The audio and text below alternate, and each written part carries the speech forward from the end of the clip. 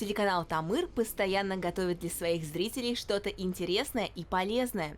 На этот раз у нас совместно с некоммерческой организацией «Бишек» и при поддержке президентского фонда культурных инициатив стартовал новый проект – медиасеть школьных студий «Культ Ура». Это целая творческая лаборатория, где воспитанники 13 музыкальных и художественных школ, а также школ искусств Республики Башкортостан познают азы СММ, телевидения и фотографии. Я думаю, после обучения создам свою соцсеть и буду снимать, как я выступаю на сцене там, или, например, как я занимаюсь в свободное время, как растягиваюсь, какие упражнения делаю.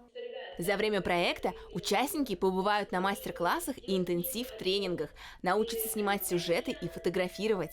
Первый мастер-класс для ребят провела ведущая телеканала Тамыр, СММ-специалист Гульгина Багаудинова. Самой важной задачей возьмем именно вот эти 3 пункта. Это повысить узнаваемость школы, общение с родителями, то есть обратная связь, отчет.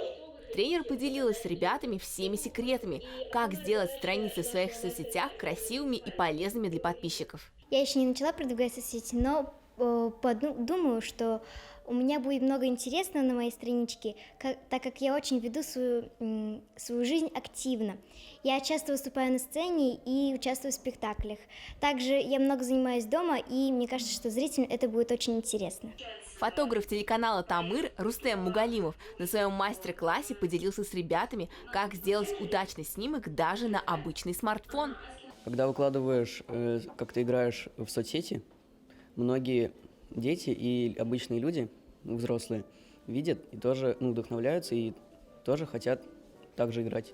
Впереди у ребят много новых знаний и, конечно, работы. Ведь если ты хочешь идти в ногу со временем и развиваться в современных направлениях, нужно постоянно учиться и совершенствоваться. А мы будем держать тебя в курсе этого проекта. Обязательно следи за успехами ребят из медиасети школьных студий «Культ Ура». Татьяна Никитина, Руслан Бикбаев. Специально для Горы новостей.